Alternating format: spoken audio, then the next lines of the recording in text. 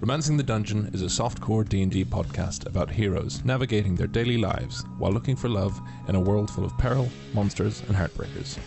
This show is intended for mature audiences as it contains adult themes. You know, fun stuff for cool people.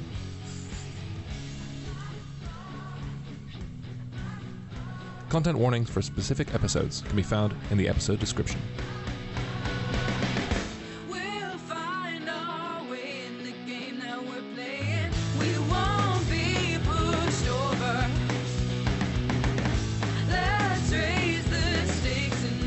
Sorry, I was fixing my hair. What happened? I wouldn't go that way if I were you. We're looking for someone. His name's Aster.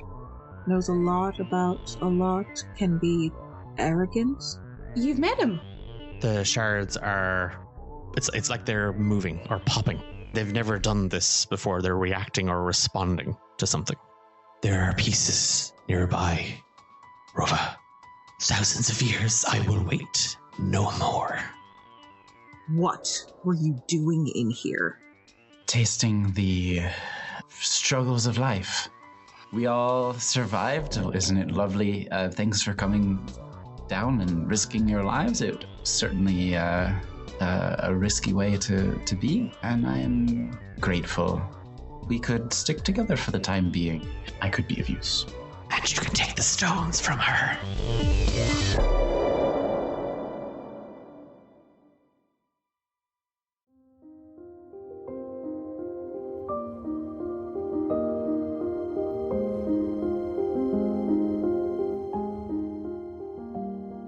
The whisper rides on cinder breath, through sands once scorched by vow and death. The ashen expanse, where shadows sleep, and secrets of the shatter creep. Come home, it calls, before the flame fulfills the end the stars once named. Your kin await where silence clings, a hearth before the breaking wings.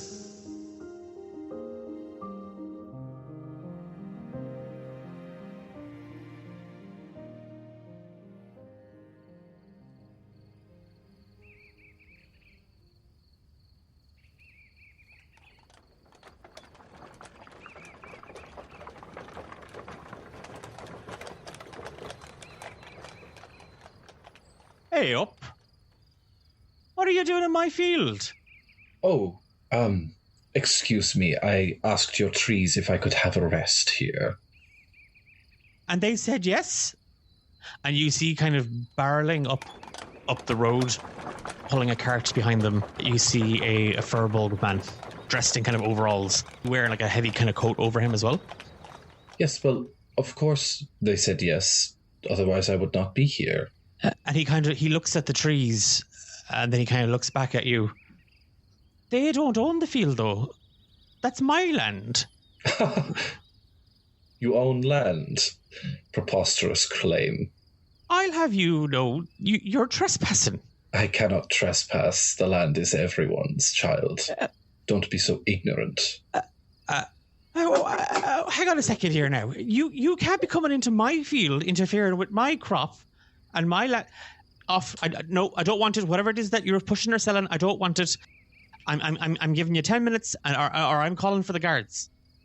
Well, I will be on my way. I have plenty of. You will be absolutely not. You'll be dealing with that absolute nonsensical display of whatever fluff your flowers are.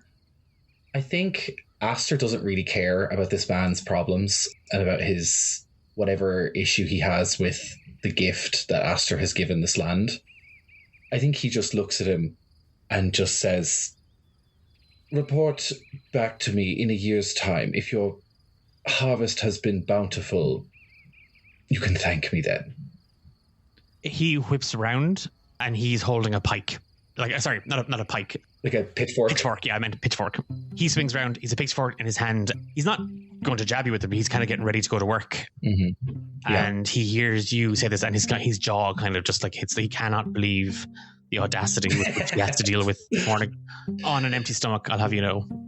I don't care. He doesn't care. I think he looks at it with this fork, and I think he takes a little step back and says, "So you own this land, do you?"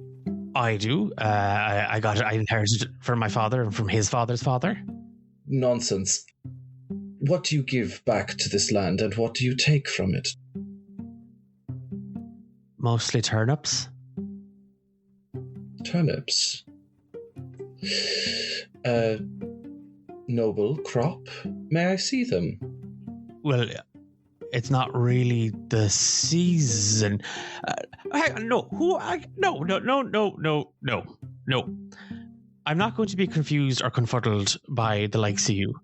Take your roses, take your vines, take yourself out of my field, or else I'm getting the guards.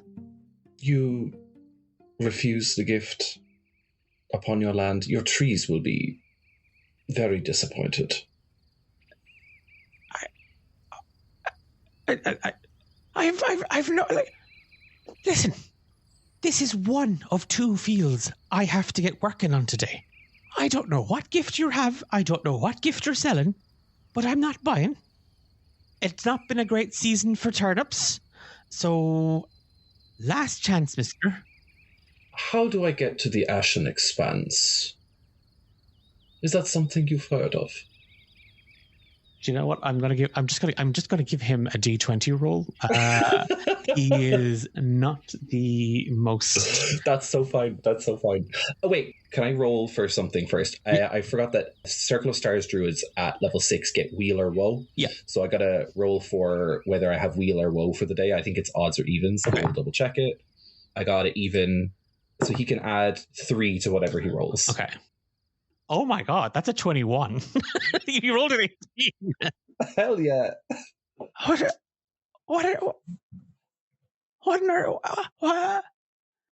Listen, fella, you're in my field in Galeshire. This isn't the Ashen Expanse. That's in Visage. And he points eastwards. Ah. Very useful. Thank you very much. I shall be heading that way. Your turnip crop will be exceptional this year. You have my word.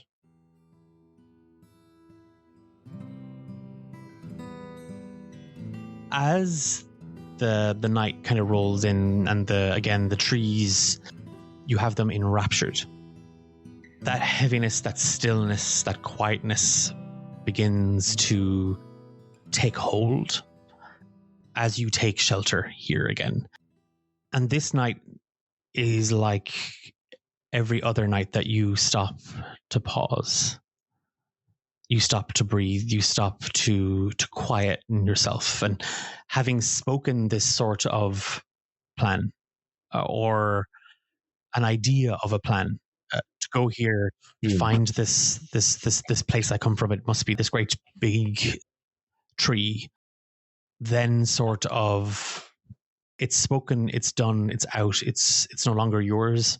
That quietness comes along, but it doesn't last like every other night since you first made that turn to Tezrab. You hear the voice, and that verse echoes. The whisper rides on cinder breath, through sands once scorched by vow and death. The ashen expanse where shadows sleep and secrets of the shatter creep. Every night that you have stopped to kind of take shelter and rest, you've noticed this. Come home, it calls, before the flame fulfills the end the stars once named. As if the closer you get, the clearer it becomes. Your kin await where silence clings. The more of it that you kind of can hear. A hearth before the breaking wings. This is what is calling you. This entity, this being, this person, whoever it is that's speaking. As you wake again the following morning, as you have the previous. You find the trees overhead draped in these coiling vines and branches and these rust red flowers. I think this has happened pretty much any time he's rested with trees, correct? Yeah. I think he's kind of developed almost a ritual of it at this stage where as he's getting up and getting himself ready, he drapes a couple of them over him to carry with him for the day. He sees them as like a sign, like a good omen, I guess. Give me another nature check. I was just re-rolling my wheel and woe. Oh, yeah. I got woe this time. Whoa. Okay, nature check. Let's go. Oh, that's good. 22. As with all the other kind of nights and mornings where you've awoken to this covering, this growth, you've kind of found yourself thinking about these flowers and what they are. You've identified them. Like that's not the hard part. Like, you know what genus. These are roses. That doesn't strike you as anything in particular. This is literally from the Rosacea family.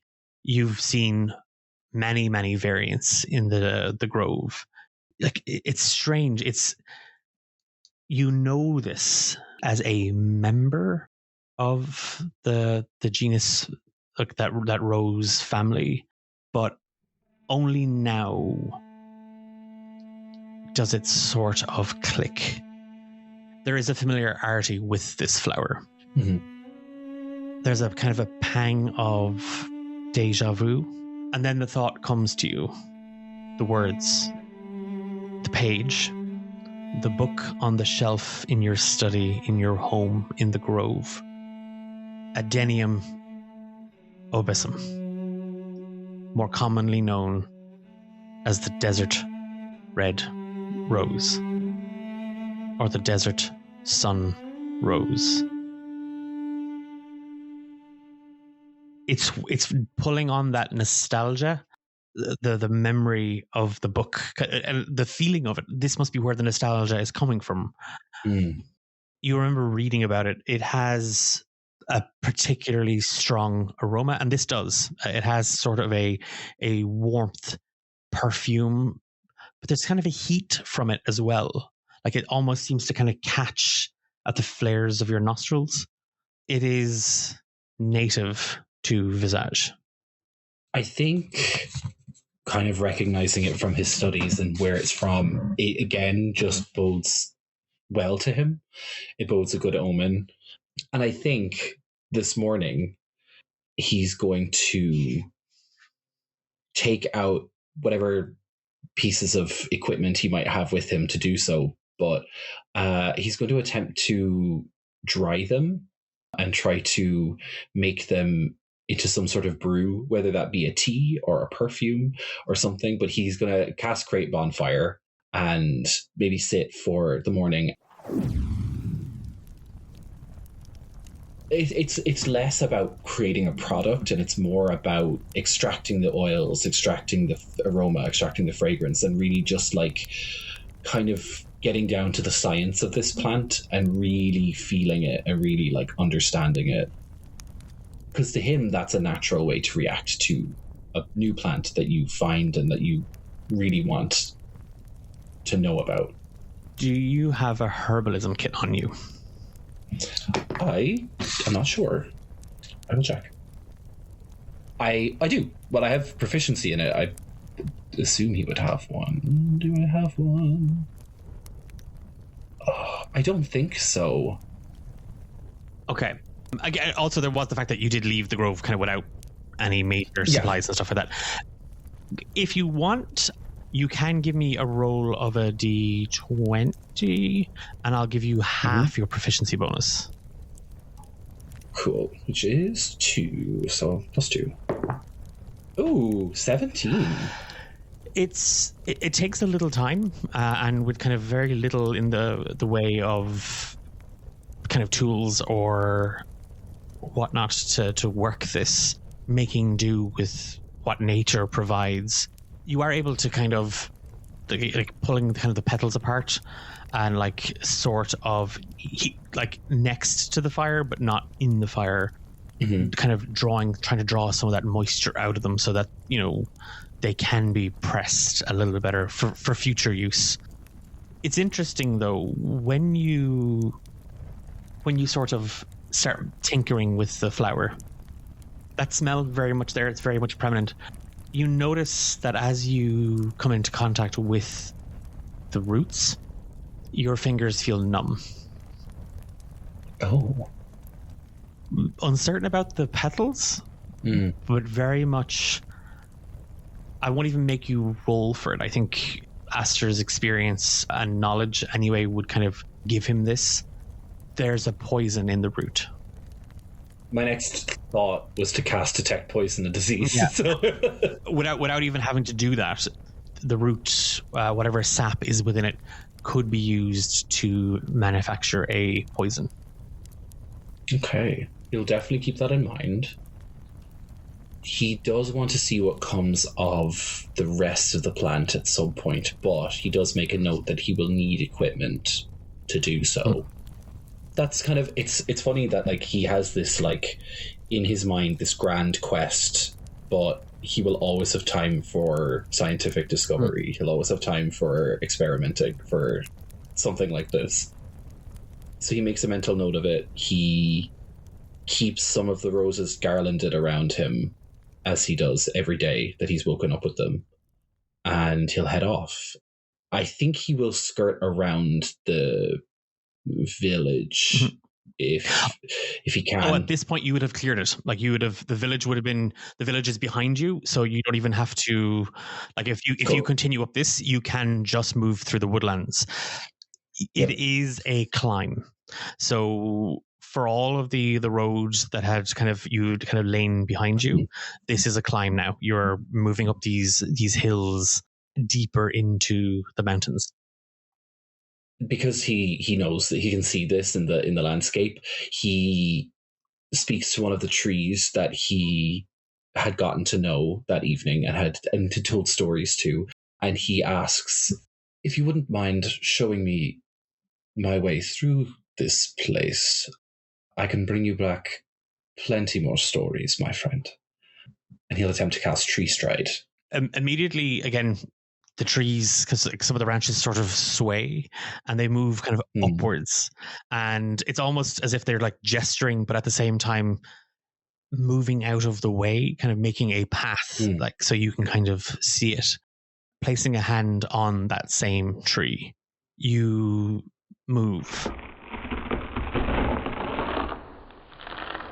And then you are, 500 feet? It's 500 feet per round for a minute, okay. which is crazy, like amounts of movement. But it's only if you can see a tree within 500 feet of the same time. Yeah, so it's not a case of you just kind of, you're on the other side of the mountains now.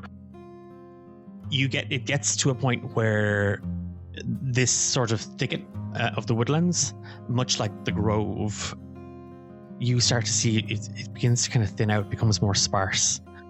As you sort of appear, you move, and it's you barely have a chance to kind of breathe or like kind of catch yourself as you are just sort of blinking through the tree line, and you find yourself now sort of standing next to half collapsed large pine. It seems to have been walloped by a storm, and many of its roots have sort of been like torn out of the earth. It's still there, it's still alive. It is very, very old. You get that sense just from touch, but as you see it, even based on the size of the trunk and the branches, you know you have just made your way through a very, very old, wizened pine. There is the faintest smell of smoke, and as you land, standing about 15 feet from you, turning, surprised, you see male Shaderkai elf. You've seen the soldiers. His armor looks very similar to them, but he's alone. And there is just this complete and total shock on his face as he reaches for a blade on his side. Oh, thought I was alone out here. Who are you? Me? My name is Aster Pentas. He draws the sword from the sheath. And you, would fell me like this tree? For what? What are you doing here? I'm making my way to Visage. The Ashen Expanse. Who wishes to know? I am Knight Captain Julius Nightbloom. A pleasure. I'm a teacher of sorts. And what is taking you to Visage? That's the question I wish to answer. A verse, a poem, a song, taking me through the frost tales, no doubt. You've traveled the mountains then? As much as here. His eyes kind of fixed on you, and he still has his hand on the hilt of his sword. I saw you last night. Down below, in the forest. You were talking to the trees. Of course, they are my kin. Does this upset you? He puts the sword back. If you're looking to get into Visage, there's faster routes. Could you show me these routes? Give me a perception check. Sure.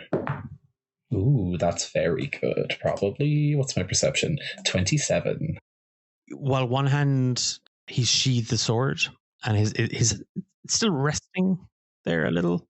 You see in his left, he's clenching something. East of here, there is a narrow path. If you follow that, there is an old mine shaft. Very few know of it. That connects to a network of tunnels deep within the mountains. You can follow those paths. Very few Visagians and very few Galeshire know of these tunnels. And those who do would only use them in a very urgent, dire situation. And you sound like a man in the know. Sit with me a moment. And he sits kind of next to the... I think he's going to druid craft like a little thing to sit on. Give me a persuasion check. Ooh, 17. He goes to move, like he goes to turn away. Mm-hmm. Seeing you sort of just take a seat, he drops to a small kind of stump, like a rock jutting out from the ground. And as he seemed to be putting out a small little fire, you now see him kind of just hold his hands out, and a little bonfire appears between the both of you. It is very, very small, and there is barely a wisp of smoke coming from it. As I said before, he's got like a pretty high passive insight. And I think this man being so, firstly, this man being in the middle of nowhere is weird. Secondly, this man being incredibly jumpy when he saw him has him alarmed, but also he has taught people. He's taught young people for so long, and I say young people, but a lot of the people in the Grove are quite old, but still quite nascent. It's in the same sense that a lot of elves get to the age of like 100 and something, but they're still kind of adolescent in a way. They're still a little nascent. And I think he senses a little bit of that from this man. And he just kind of looks at him and says, "Something ails you, child. I feel the ache of youth." I'm searching for somebody. Oh. I do hope you find them. It is quite dangerous out here. I believe they can take care of themselves, but I worry. And you see him sort of not quite wince, but that emotion sits in him very uncomfortably.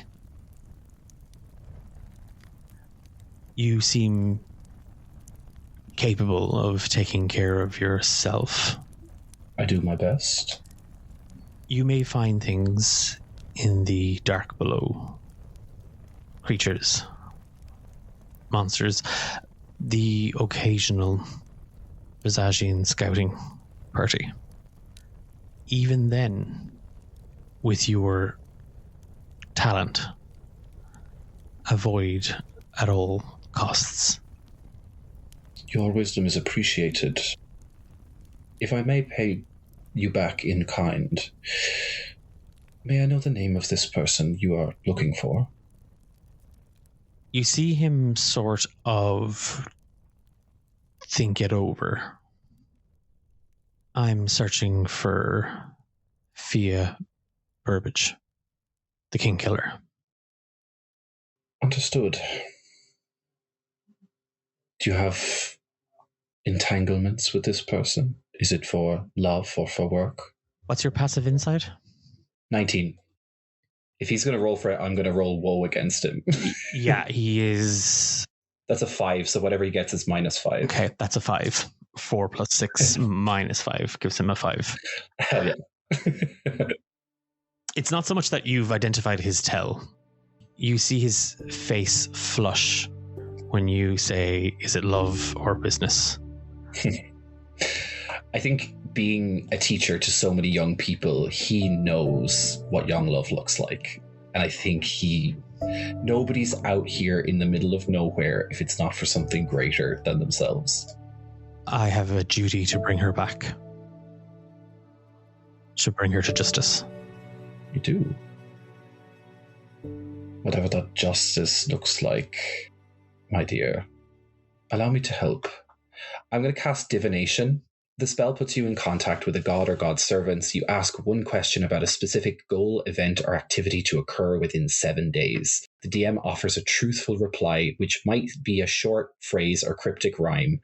The spell doesn't account for circumstances that might change the answer, such as the casting of other spells. And I think he sits and the fire dims itself slightly, and he pulls out the little flower that he has, that he uses to cast his spells, his star map, and he starts to kind of move his finger along it. Julius just sees this like lotus bloom in his hands with like the seed pods kind of lighting up in various different configurations. And he asks the question, will Julius Nightbloom find Fia Burbage? As the flower opens to you and you see the iris within sort of flicker, there's a moment where you can see the constellations. Septentrionalis, the northern constellation. Spectrus, Corvus, and Corvus Regina. There's something in the way these stars appear. Corvus repeating, and you've seen hypothetical star maps of the Corvus Regina constellation, better known as the Raven Queen. But nobody living, no real star map has truly managed to catalogue exactly its location, its makeup, its design. It seems to flit and move at its own will and whim. But the stars for Spectrus Corvus, that doesn't make any sense. There is no spectral raven constellation. To the best of your knowledge, and there is no knowledge better than yours, there is no spectral raven constellation. That's not a thing. Even though it's contrary to his beliefs, he is still a man of study. So when something unknown comes up, he always knows that, like, I think he trusts his magic and his ability more than he trusts strange information. So if it's saying this, it must be right for some reason, even if he doesn't know it. He repeats these to Julius Nightbloom. He says, Septentrionalis, the northern constellation. Spectrus Corvus does not make much sense to me. There is no spectral raven in the sky, whatever that means to you. And Corvus Regina, a grim omen indeed. The Raven Queen. You have stepped in some deep things, Mr. Nightbloom. I can only wish you well.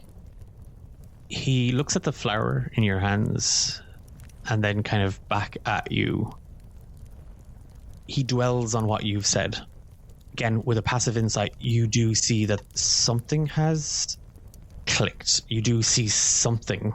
You don't know if it's north. You don't know if it's that spectral raven business. You don't know if it's Corvus Regina, the Raven Queen constellation. Something you said has triggered something in him. Dwelling on what you've said, you see him kind of look around the camp and the little fire.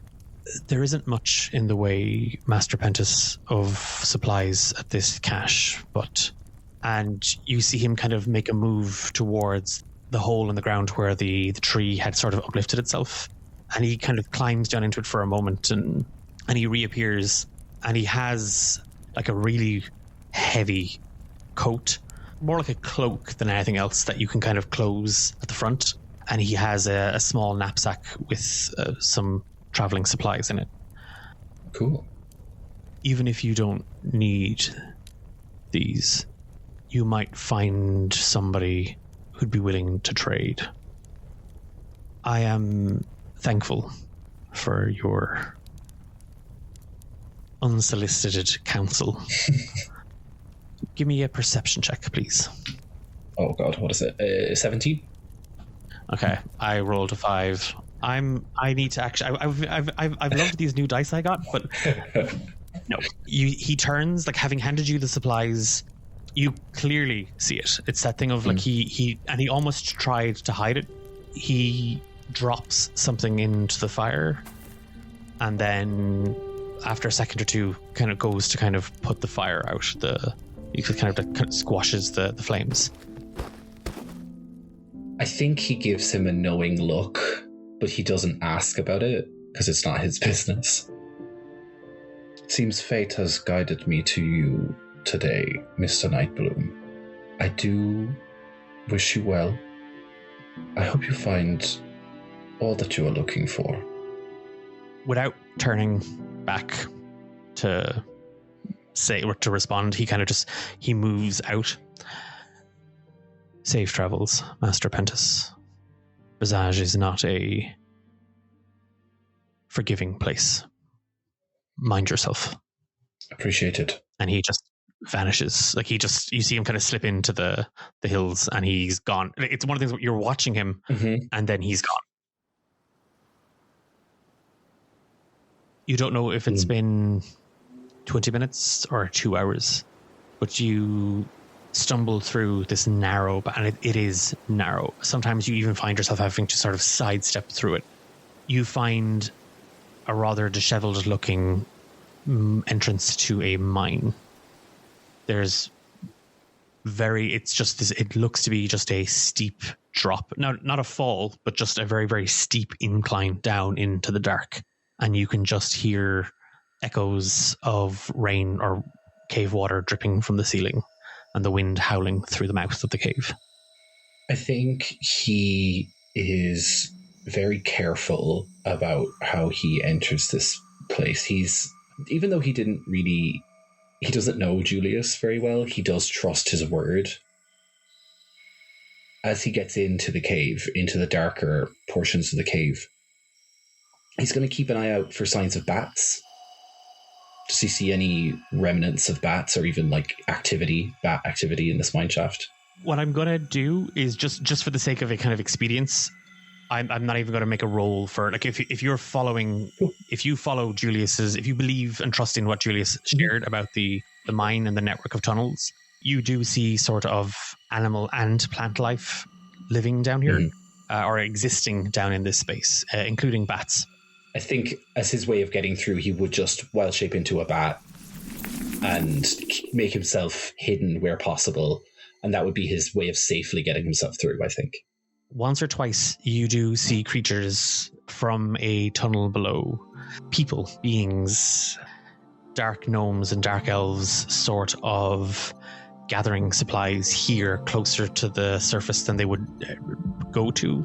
People from kind of the Underdark that ventured kind of closer to the surface, raiding, searching, looting. They pay no heed to a bat flying through kind of the dark of the tunnels. You do come across some rather angry stone golems just fighting amongst themselves. One kills the other and then begins to sob, or at least it sounds like sobbing.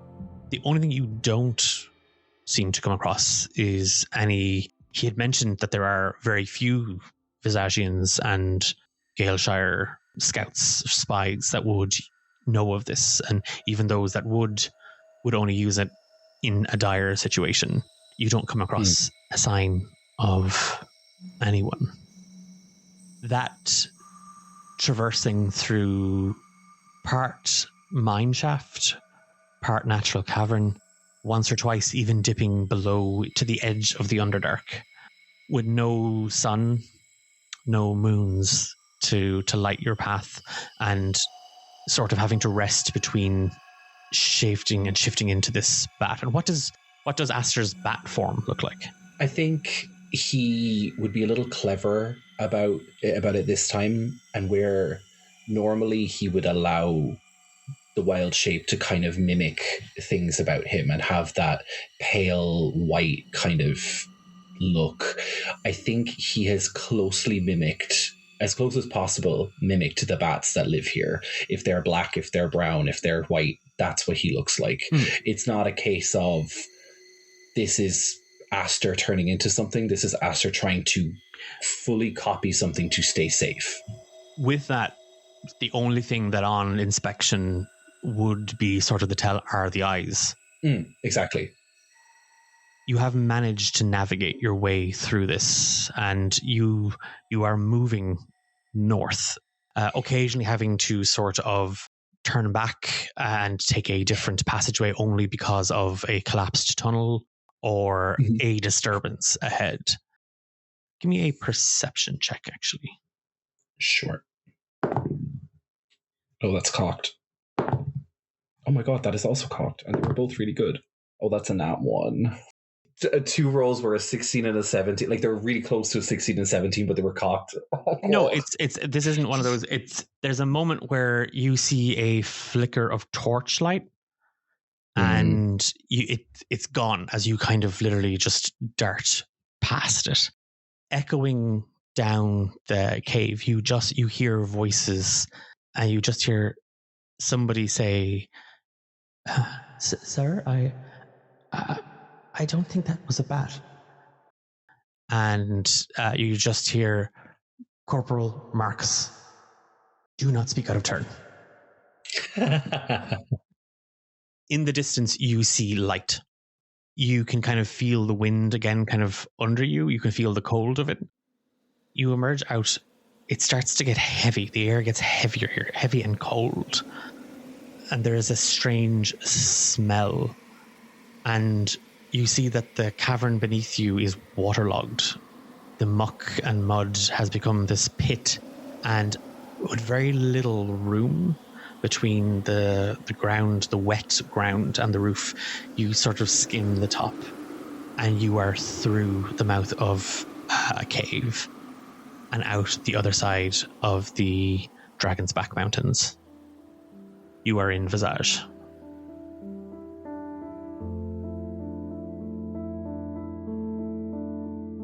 And over the next couple of days, Aster, as you make your way through the marshlands south of the Visagian Empire, nestled, cushioned against the mountains, you see no real sign of civilization. You see nobody. This seems to belong to nature, the natural world. And then on the third day, you see a large road maintained in a way that the old King's Road wasn't. It was travelled, but it didn't seem to have this. This seems to undergo regular maintenance. This isn't just soft underfoot because so many people travel it. There are people tasked with keeping this road in order, keeping this road repaired. And you start to see the landscape shift from marsh into almost vibrant jungle-like forests off in the distance, and you see a smattering of buildings and settlements cut into them, and yet you still don't see people. I think upon his first kind of first seeing this road and first seeing this countryside and how vastly different it is to when he first exited the Grove, he is a big believer in repetition and circles and cycles, because that is the nature of his work. That's how the stars move. He sees this as another moment where he sees this as another milestone, and I think he's going to do pretty much the same thing that he did when he first stepped out of the Grove, is find a clump of grass and inspect it and start to follow the road.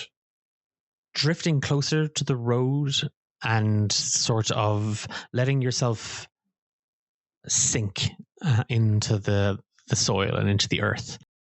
The grass here is thinner. It's darker in its shade of green than you would have seen in the Grove or in any part of Galeshire so far.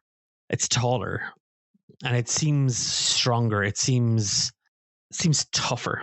Even as you kind of pull it, there is more of a resistance in it than you would have kind of known in any other kind of type of grass. As you sort of let yourself in that moment, you feel eyes on you. A lot of eyes on you. I think he, after kind of sifting through this grass, he is a little bit more wary. He steels himself a little bit, and he is going to continue to walk along the road. See, I told you. It's a walking tree. I'm assuming he hears this. Yes, yeah. It was a whisper, but it was a loud whisper. He stops. And there is a couple of audible from everybody. He does pause when that is said. He just says aloud, "Yes, a walking, talking tree." And he talks too. Idiot, you are not a liar. I am so sorry. And a bunch of children just swarm out of the tall grass. Oh, wow. You notice they're all wearing very heavy, robes. Their clothing, and it's dark green. They're wearing scarves. Some are wearing very, very heavy sort of kind of cowls over their faces, and you see that their mouths are kind of covered, and that there's very little of their skin showing. Children, what? Why are you in the middle of the swamp? They are now literally a couple of them are climbing you, they're trying to climb up. He is so used to this. This actually is kind of comforting to him. this is how they did it in the Grove. This is how the kids, and it's annoying, and he does like chide them a little bit, and he does it does bring him back like to teaching Clodagh and Trep and all of the other kids when they were kids. Trep definitely tried to climb him at one point and fell off and hurt himself. Actually fell off into the river or something like that. And he's getting this like nostalgia with these kids, and he is trying to usher them to calm down a little bit. There is a lot of kind of chatter amongst them, and they are kind of like laughing. And then you just, Elliot, ask him. And then there is just on your shoulder, kind of half hanging over, like looking down into your face, upside down. You see you see sort of a flash of ruby red skin and just these orange eyes kind of looking out at you, so full of mischief and curiosity. Nothing he's ever seen before. Haha. Excuse me, Monsieur Tree, how old are you? I bet he's 6,000 years old. Not quite that, my child. I am just coming up to my 457th year. That child that's hanging over you, kind of, you see their hands now kind of, and they're trying to like do the math on their fingers. Again, just they all kind of start laughing. I told you, you know, but nobody believed me. Every said, Elliot, you're a liar. But no, see, I told you it wasn't a dream. A dream? Children, how about you I set you down, and he like goes to like pick her up and put her down, and he tries to like hunker them down. Oh my God, he's trying to eat me. And like again, some of the children just run off screaming. I think, please, I am only small and bony. I'm not edible. I am a wisp of a thing. My mom calls me the runt of the litter. Listen, Elliot, is it? See, you can't eat me. You know my name. I was not going to eat you. I simply wanted to ask you a question. Please, you mentioned a dream, child. No.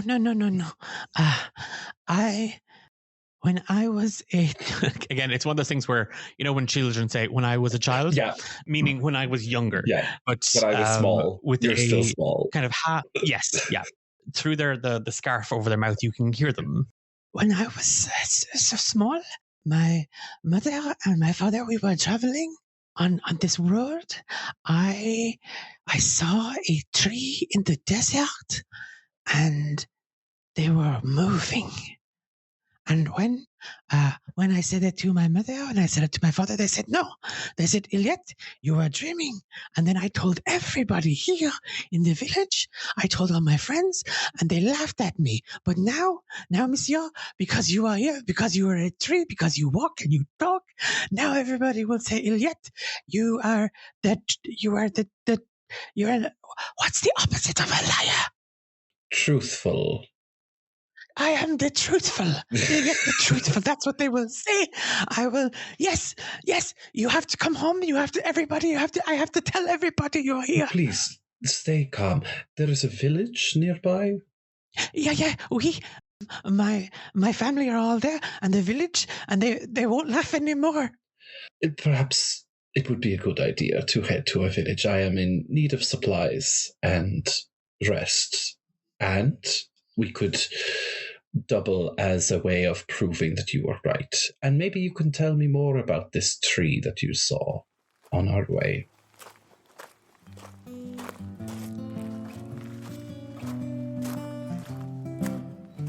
You learn that you are at the southern edge of the Visagian Empire. A lot of people have gathered around to get a look at you. It's not they don't know what dryads are, but they're sort of fabled. You know, there isn't like a dryad working there in the blacksmith. So people are kind of keen to know who you are, where you've kind of come from. And you are able to resupply in that pouch of travel supplies. There were also gold pieces. There was currency. And Nice. it's enough if you wanted to swap out kind of clothing and maybe even get a herbalism kit, if that's a thing that you, yeah. Yes, Okay. he would definitely do that if somebody had one for him. Over the course of the evening, I'll let you up to 3 questions you can ask. And these people, so sort of, if they don't tell you, Ilyet will tell you what he knows. And everybody, by the way, wants to be Ilyet's friend from now on, because Ilyet is now known as Ilyet the Truthful. I just have to say, I love Ilyet. I literally just wrote in my notes, I've literally written Ilyet question mark, because I wasn't sure if I was hearing the name right or if I'd spelled it right. And I just wrote, I love him. He's so adorable. The things he would ask Ilyet, or he would have asked Ilyet on the way there as one of these questions. The tree he saw moving, what did they look like? So in that, they were very big, they were very slow, and they seemed to have long, flat leaves. That's all he kind of gleans from kind of that memory. It was a couple of years ago, but he describes what he remembers from the dream. So kind of like a palm tree almost. Perfect. Sorry, palm-like. Then he will ask the village for directions to the Ashen Expanse, safe directions to the Ashen Expanse, if possible. With that question and your insight, you do see people are a little bit like, oh, okay. Yeah, it's a little, okay. But they point you back to the road and say, follow it north. You will see the Ashen Expanse. The road cuts around it as much as possible. Perfect. And then I think he less so asks a question and more so asks a favor, that if a young server girl is to find her way in this direction, to look after her. They all kind of nod and like it's that sort of reassurance that, of course, like Visagians are known for their hospitality and they're being mindful of guests. Do they seem to have any like farmland here? It looks to be very similar to kind of like many of the villages you would have seen in Gaelshire in terms of its size. In terms of farmland, with that sort of like the expectant of like what you'd seen in Gaelshire, there do appear to be kind of boundary walls, but where you would have seen kind of behind those rolling green fields, there is sort of wetlands, and there are all manner of plants and animals kind of being tended to and grown in these fenced areas. Cool. He was thinking about like enriching the land here, but he's also afraid of, because this is such a swampy area, doing something like that could really like upset the ecosystem and could maybe attract predators. So I think he will, I guess he would probably, I feel like these people have been so hospitable, he doesn't feel really the best leaving without some sort of repayment, I guess. So I think he allows them to ask whatever questions they want of him, and he will be mostly truthful, except he won't really talk much about the Grove. I think that's the one thing he keeps the information of that at bay. With that information shared between you and them, and as the kind of the night travels on, and you see the crowd beginning kind of to disperse, you find a place to kind of rest. It's Ilyet's family home, and there is a small orchard out the back of the house where like that they are growing fruit and vegetables, and there's a patch of fruit trees. You're able to take rest. The night rolls in, the quiet follows, and you hear the verse again. The whisper rides on cinder breath, through sands once scorched by vow and death. The ashen expanse where shadows sleep and secrets of the shatter creep. Come home, it calls, before the flame fulfills the end the stars once named. Your kin await where silence clings, a hearth before the breaking wings. But this time there's something else. This time there's a vision. Rolling sands, ashen black and rust red. This huge rock mountain just sort of jagged out of the desert. This barren landscape and this sprawling forest of black obsidian spires twisted upwards, and the voice and the verse echoes from within that mountain.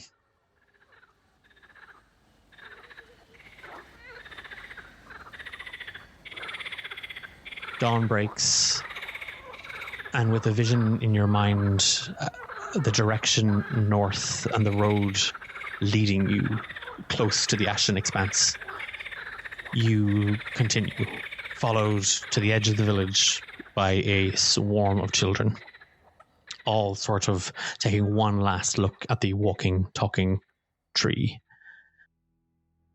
The road is welcome, but the landscape very quickly shifts as you follow from this sort of dense jungle into brown, red, earthy stone, and you start to see like a lot of that greenness has almost been stripped from it, ripped away, burnt away. You're not sure, but the earth itself underneath has been exposed, and it is dry and it is cracked, and you feel it before you see it. On the wind, you feel sort of the bristling sand against your bark skin, Aster, and the heat pulsing down on you over the last couple of days. You draw closer to the ashen expanse, and in the distance, across the waves of heat wisping up on the edge of the horizon, you do see sprawling out in front of you just this black and red sand. And the road winds around. But something calls you into the ashen expanse. And that is where we will leave the episode.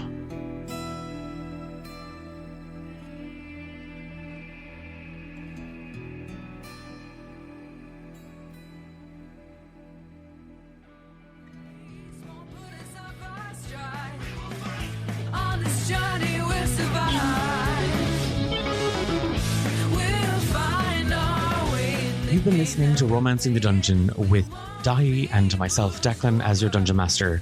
Podcast title card artwork is by Dahi C Designs, and yep, that's the same Dahi. And our theme song, Fight for Each Other, is by Stephen Tynan and Abby Soiree. It's been a lot of fun getting to listen back to the stories as they play out and start to slowly come together. The trick here is we recorded all these individually. Can you tell that I'm a fan of splitting the party and multiple narratives and non-linear storytelling? If you want to talk more about the shows, if you want to have a chat about how you can incorporate these kinds of elements into your games, why not join us over on the D8 Dungeon Discord server? There's a link to it in the episode description. You can find us over there. Come talk about the episode. Come talk about what you thought about it, what you like, what you don't like, and meet some really cool, lovely people. There's more behind the scenes stuff available on our social media channels at D8 Dungeon, though we're not the best at social media. We're just small. What a way to encourage you to go check it out. But do check out our social media. We're in the middle of planning our next big story. If you want to find out more about that, maybe you want to play, check out our social media, pop over to our Discord, and hopefully we'll see you there. Please leave us a review, like, thumbs up. If you share this episode on your social media feed, don't forget to tag us. Who knows, we might give you an episode shout out. I might randomly appear at your house, but that sounded vaguely like a threat.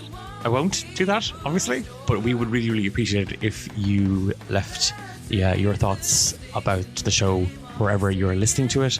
That's it for me. I'm going to stop. I'm rambling for almost 2 minutes now. Good luck editing all this, Louise.